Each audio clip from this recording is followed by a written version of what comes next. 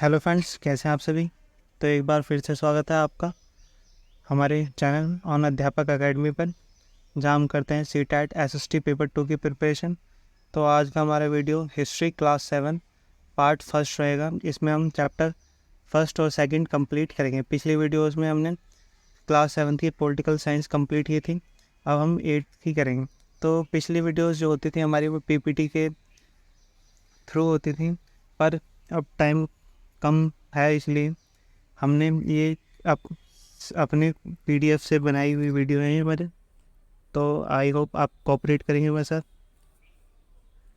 और जो भी आप वीडियो शुरू करने से पहले अगर आप नए हैं तो हमारा चैनल सब्सक्राइब करें और अपने फ्रेंड्स के साथ जो SST पेपर 2 के प्रिपरेशन करें उनके साथ ज़रूर शेयर करें।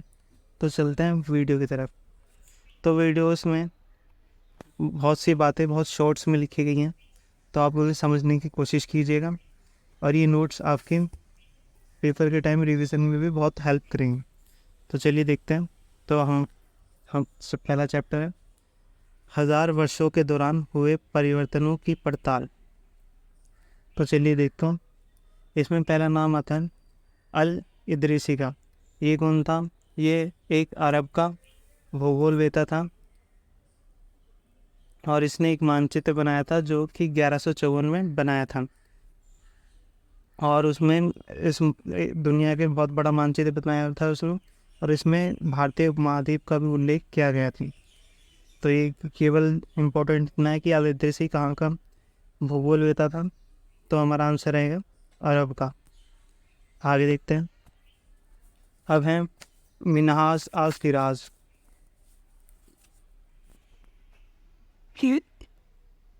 तो देखते हैं 13वीं शताब्दी में जब फ्रांसीसी के इतिहासकार मिन्हाज सिराज ने हिंदुस्तान शब्द का प्रयोग किया था, तो उसका आशय पंजाब, हरियाणा, यमुना के बीच के स्थित इलाकों से था। तो मिन्हाज सिराज ने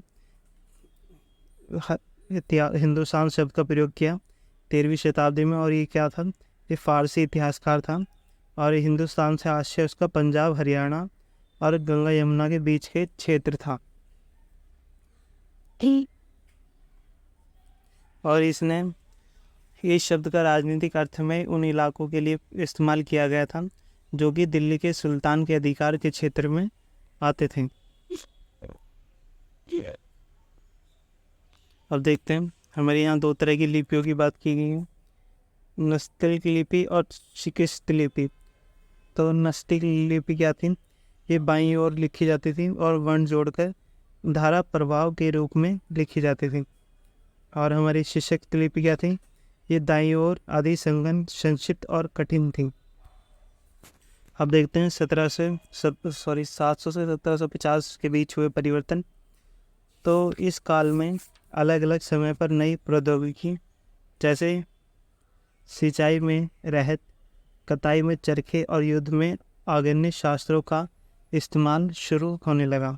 तो क्या क्या परिवर्तन हुए? एक तो सिंचाई में आया ये रहत, और कताई में चरखे, और युद्ध में आग्नेय शास्त्र, और नया खान पान चालू हुआ इसमें। तो नया खान पान में क्या थे? आलू, मक्का, चाय और कॉफ़ी। तो ये चारों चीज़ हमारे 700 से 1750 के बीच नया खान पान में जुड़े। अब हमारा एक वर्ड है पर्यावास। ये हमारी एक्शन इन्फॉर्मेशन देखते हैं। तो किसी भी क्षेत्र के पर्यावरण और वहाँ के रहने वालों की सामाजिक आर्थिक जीवन शैली है। अर्थात पर्यावास का मतलब वहाँ के रहने वाले लोग और वहाँ उनसे संबंधित सांस्कृतिक और आर्थिक जीवन शैली। आगे बढ़ते हैं। अब है हमारी जाति पंचायत।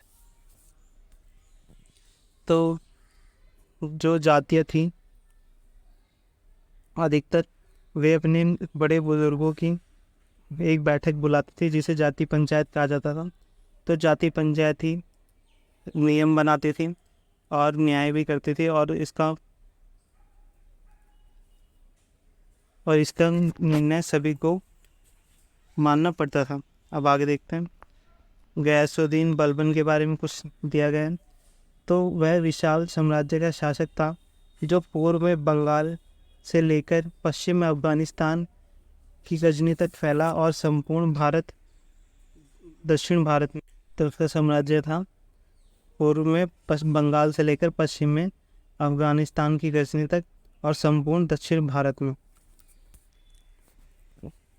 अगर आप सीटेट में इतना ही पढ़ के जाते हैं तो आप सीटेट में अच्छे नंबरों से पास होंगे। तो आप हमारी वीडियोस पर भरोसा रखिए। तो चलिए बढ़ते हैं आगे। सेकंड है ये हमारा 8th क्लास में देखने को मिलेगा कि एलोरा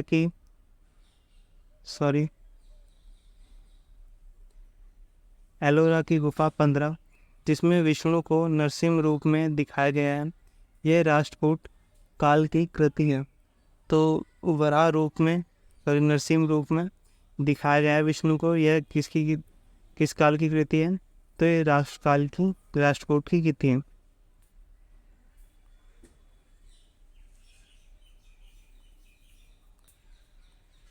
अब देखते हैं मुसलमान। तो इस चैप्टर में परिवर्तन में मुसलमानों को दिखाया गया है।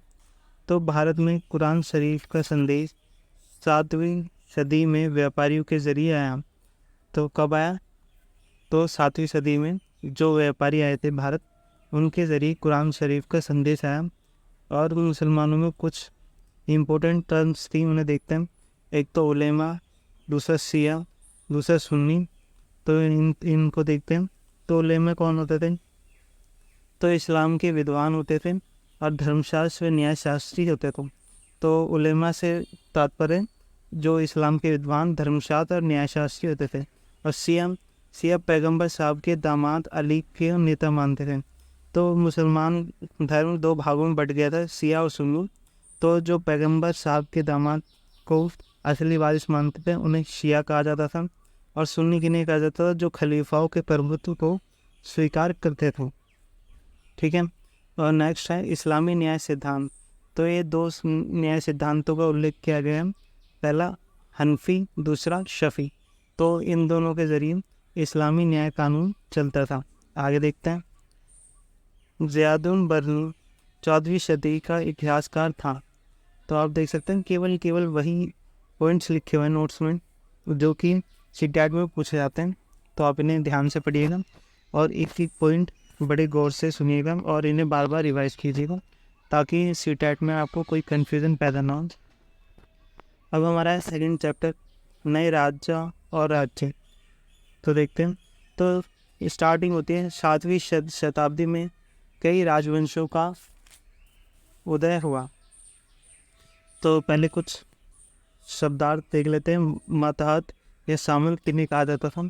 तो ये बड़े भूस्वामी और योद्धा सरदार होते थे और राजा उन्हें संरक्षण प्रदान करते थे और वे राजा के लिए उपहार लाते थे और विद्रोह भी कर देते थे। तो जिन लोगों को राजा बड़ी बड़ी ज़मीन देते थे और अपनी रक्षा के लिए रखते थे तो उन्हें सामंत कहा जाता था। और वो जो उस ज़मीन पर जो उपज होती थी उसे उपहार के रूप में वे राजा को भेंट करते थे। परंतु कभी कभार वे राजा के खिलाफ विद्रोह भी कर देते थे। उन्हें क्या कहते थे? सामंत या मतहत। आगे बढ़ते हैं। राष्ट्रकूट। तो अब राष्ट्रकूट के बारे में जानते हैं। वे कर्नाटक के चालुक्य राजाओं के अधीनस्थ थे। तो 7वीं सदी में नए नए राजवंशों का उदय हुआ था। तो उसमें था हमारा पहला राष्ट्रकूट। तो राष्ट्रकूट देखते हैं कैसे आया। तो वे कर्नाटक के चालुक्य राजवंश के अधीनस्थ थे, मतलब वे पहले चालुक्यों के अधीन रहते थे। और 8वीं सदी में राष्ट्रकूट प्रधान दंती दुर्ग ने अपने चालुक्य को हराया। तो राष्ट्रकूट के प्रधान दंती दुर्ग ने अपने चालुक्य स्वामी की अधीनता से इनकार कर दिया और उसे हराया। अब आगे देखते हैं। हिरण्यगर्भ अनुष्ठान किया क्षेत्रीय बनने के लिए। तो दंती दुर्ग ने हिरण्यगर्भ अर्थात सोने का गर्भ नामक एक अनुष्ठान किया।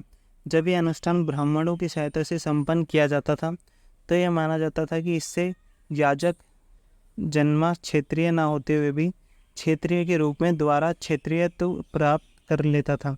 मतलब ये हिरण्यगर्भ अनुष्ठान क्षेत्रीय बनने के लिए किया गया था। आगे देखते हैं। अब चोल वंश।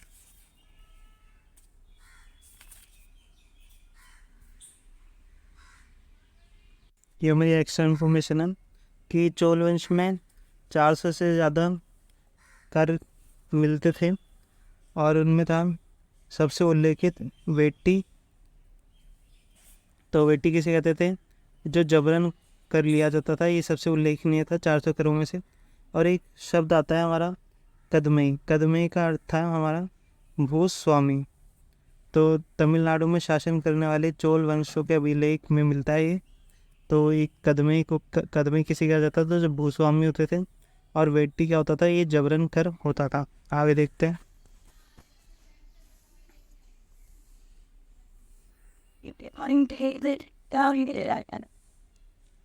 अब हमारा रजत तंगड़ी। तो क्या था ये? तो ये कल्लड़ द्वारा लिखा गया था।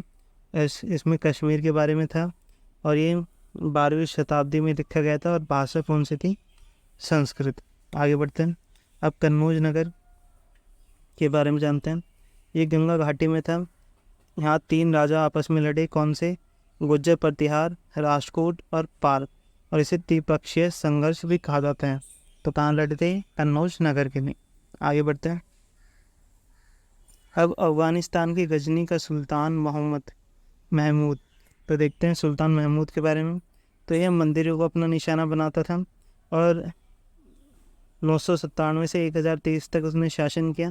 विस्तार कहाँ कहाँ किया उसने? मध्य एशिया, ईरान उपमहाद्वीप के उत्तर पश्चिमी हिस्सों पर। और गुजरात का सोमनाथ मंदिर भी इसी में शामिल था। और इसने अल-बुरुनी को भेजा भारत में और अल-बुरुनी ने किताब लिखी, किताब उल हिंद, जो कि अरबी में लिखी गई। आगे बढ़ते हैं। अब है हमारा चौहान वंश। तो चौहान वंश को हमारा चौहान वंश भी कहा जाता है और ये दिल्ली और अजमेर के आसपास के क्षेत्र में थे। और सबसे प्रसिद्ध इसमें कौन सा था? इसमें सबसे प्रसिद्ध था पृथ्वीराज तृतीय।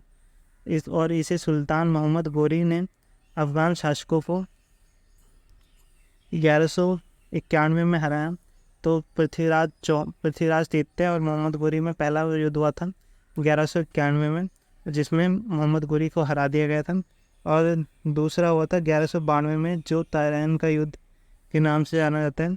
इसमें पृथ्वीराज तृतीय युद्ध में हारा गया। अब देखते हैं चोल वंश के बारे में।